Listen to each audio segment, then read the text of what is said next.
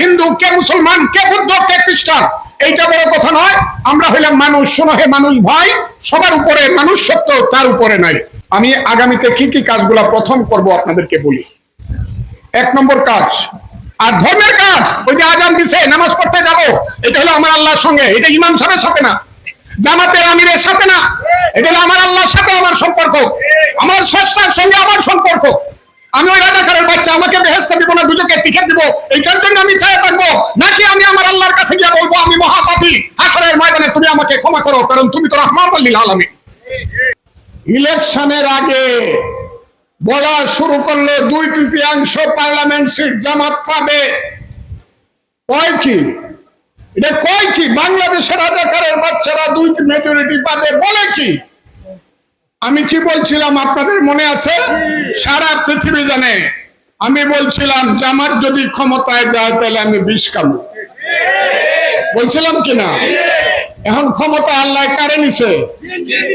BNP 2/3 নিছে, তাও কিছু কিছু সিট দয়া করে দেওয়া হয়েছে রাজাকারের বাচ্চারা, না হইলে কয় পার্লামেন্টে আইব না। কথাটা খুব ক্লিয়ার।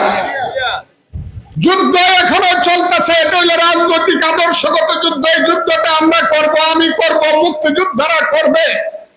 যতদিন এই বাংলা এবং বাঙালি থাকবে, যতদিন বাংলার পূর্বাকাশে ঝলমল করে রক্তিম সূর্য উঠবে, ততদিন পর্যন্ত মুক্তিযুদ্ধ, স্বাধীনতাকে কেউ অস্তমিত করতে পারবে না। সেই যুদ্ধটা কিন্তু চলবে।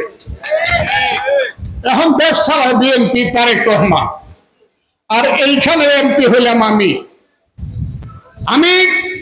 দায়িত্ব পাইছি কার? আল্লাহর রহমতে আমি আপনাদের দায়িত্ব পাইছি। ইটনা অষ্টগ্রাম মিটামনের মানুষ আপনারা ভোট দিয়া কইছেন এই লোকটাকে আমরা 5 বছরের জন্য আমাদের পাহারাদার রাখলাম। কথা ঠিক না বেটি? আমি হলাম আপনাদের কামলা এবং পাহারাদার। আমি আগামী 5 বছর এই ইটনা অষ্টগ্রাম মিটামন, আমার আর কিছু দরকার নাই। আজান পড়ছে, আমি চুপ করলাম।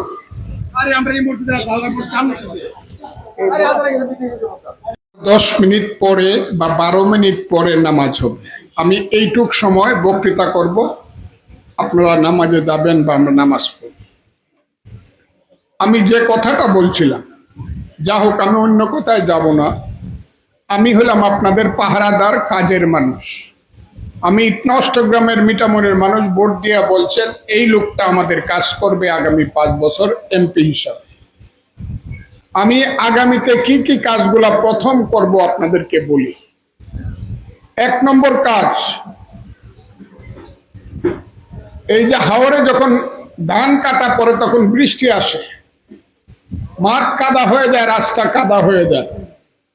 হাওর থেকে যাতে পাক্কা রাস্তায় ধান বাড়িতে আসতে পারে, সেই কারণে আমার ফার্স্ট প্রেফারেন্স হলো হাওরের রাস্তাগুলো করে দেওয়া, পাক্কা রাস্তা করে দেওয়া, যাতে মানুষ ধানগুলা বাড়িতে নিয়ে আসে। 2 নম্বর হলো হাওরে যখন আপনারা যান চৈত্র বৈশাখ মাস, জ্যৈষ্ঠ মাসে মারাত্মক ভাবে বজ্রাঘাত হয়, বজ্রপাত হয়, কাটা পড়ে বলে মানুষ।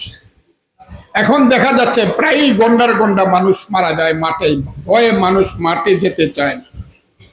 আমি প্রত্যেকটা হাওরে মানুষ শেল্টার নেওয়ার মতো কমপক্ষে 5টা করে বড় শেল্টার আমি আপনাদেরকে করে দিব, যেখানে আপনারা ঠান্ডা পড়লে বা দিন খারাপ করলে আশ্রয় নিতে পারবেন। আর বর্ষাকালে যেখানে এসে পর্যটকরা গোসল করতে পারবে, ওইখানে খাওয়া দাওয়া করতে পারবে, এবং একটা করে বড় টিউবওয়েল আমি বসায় দেব, যে টিউবওয়েল আপনারা সারা বছর পানি খাইতে পারবেন। হাওরে বড় টিউবওয়েল বসায়, এগুলো আপাতত কাজগুলো করব। 3 হইল, যদি কেউ আমাকে গিয়ে বলেন যে আমরা কত শতাংশ জায়গা দিলাম, একটা নতুন প্রাইমারি স্কুল করে দেন, এইটাতে খালি জায়গাটা দেওয়াটা আপনার কাজ, স্কুলটা করে দেওয়ার দায়িত্ব আমার। প্রাইমারি স্কুল, বাচ্চাদেরকে লেখাপড়ায় পাঠাবেন, লেখাপড়া করাবেন। নিশ্চয়ই ছেলে মেয়েরা কওমিতে যাবে, মাদ্রাসায় যাবে, কিন্তু এখন কওমিয়ার মাদ্রাসাতে কি হইতেছে চোখটা খুলিয়া একবার দেখবে। আধুনিক শিক্ষা ছাড়া কোনো শিক্ষা নাই। নিশ্চয় আমরা ইসলাম শিক্ষা করব, নিশ্চয় আমরা ধর্ম শিক্ষা করব, কিন্তু আমার মেয়ে ডাক্তার হবে না, আমার মেয়ে হাই স্কুলের মাস্টার হবে না, আমার মেয়ে কলেজের প্রফেসর হবে না, আমার মেয়ে বিজ্ঞানী হবে না, আমার ছেলে বড় ধরনের রিসার্চিস্ট হবে না, আমার ছেলে বড় ধরনের ব্যাংকার হবে না, তাহলে দেশ চলবে কেমনে? দেশ তো চলবে না। দেশ চালাইতে হবে আধুনিক শিক্ষা দিয়া। এটা হলো দুনিয়াদারির কাজ। দুনিয়াদারি কোনটা বুঝেন? ওই যে ভোট নিতে এটা দুনিয়াদারি। এখানের মধ্যে বেশ দুজকের কোনো ব্যাপার নাই। এটার নাম হলো গণতন্ত্র। গণতন্ত্র হলে আপনি কাকে চান নেতা তাকে ভোট দিয়া বানাবেন।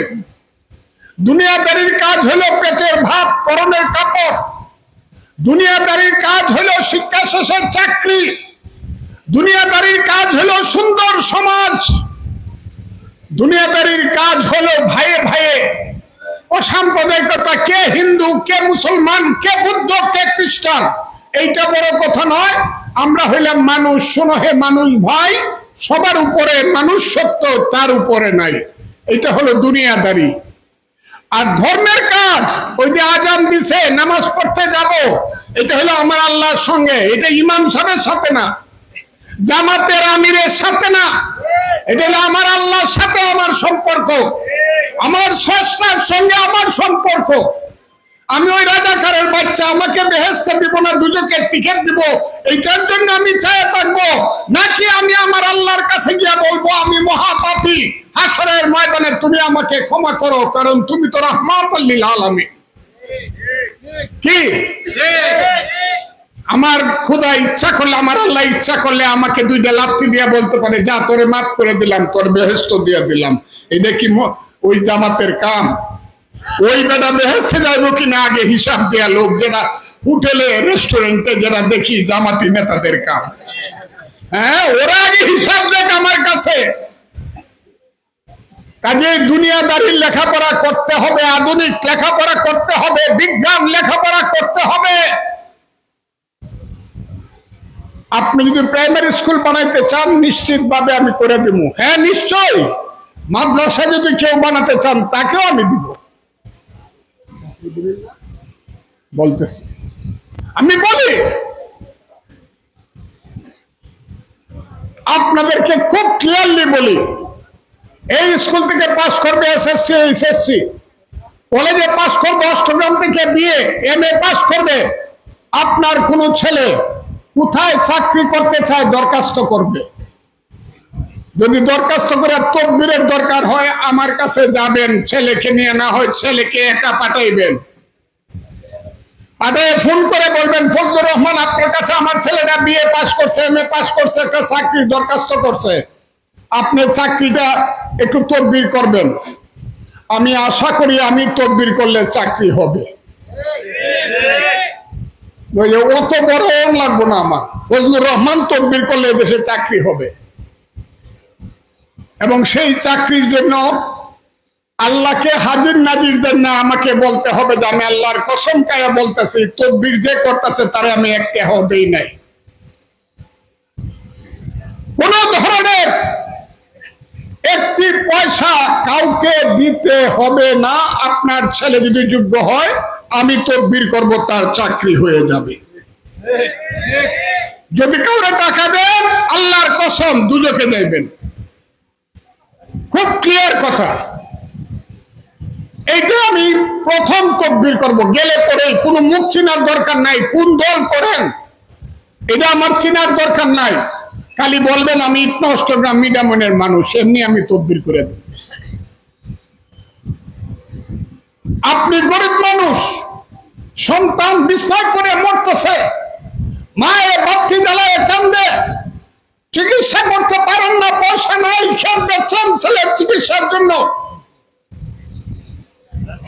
আপনি আমাকে স্মরণ করবেন, আল্লাহকে উপরে রেখে আমাকে স্মরণ করবেন, ফজলুর রহমান একটা মেডিকেলে আমার ছেলেটার একটা ব্যবস্থা করে দেন, আমি করে দেব।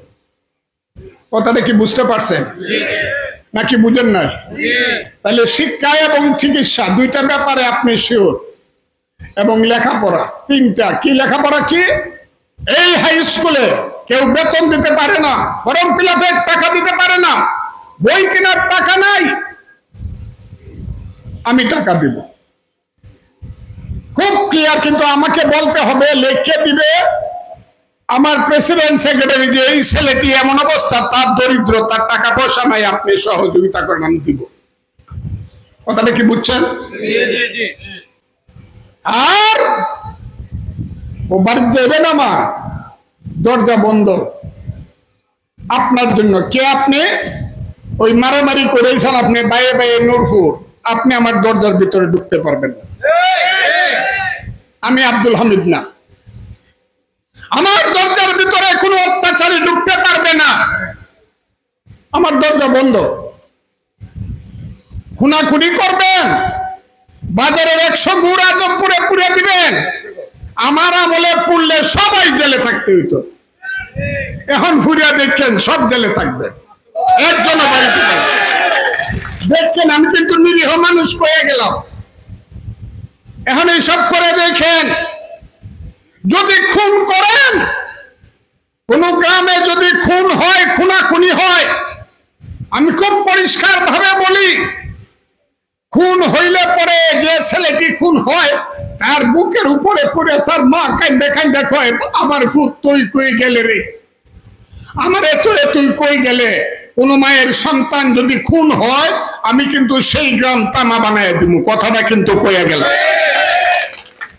এবং জেলে ঢুকাবো, আর বাড়িতে পারবা না। মনে করতে তো পারে না ফজলুর রহমান তালা মেরে দিব জেলে। আমি আইন জানি, কিভাবে হত্যাকারীকে জেলখানায় রাখতে হয়, এই আইনটা আমি জানি। এটা হামিদ সাহেব জানে না, কারণ হামিদ সাহেব তো লেখাপড়া করছে না।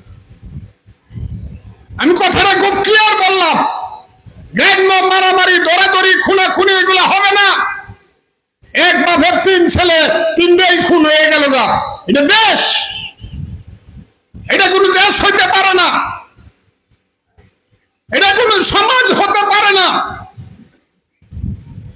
সুস্থভাবে তা নিজের কাম নিজে করবেন, ছেলে পেলে লেখাপড়া করাইবেন, আনন্দ ফুর্তি করবেন, আসবেন যাবেন, আনন্দ করবেন, খাওয়া দাওয়া করবেন, ছেলেরা বিদেশে পাঠাবেন, ছেলেরা ডাক্তার ইঞ্জিনিয়ার বানাইবেন, নাতি নাতনি লয়ে আনন্দ করবেন। এইটা হলো সমাজ।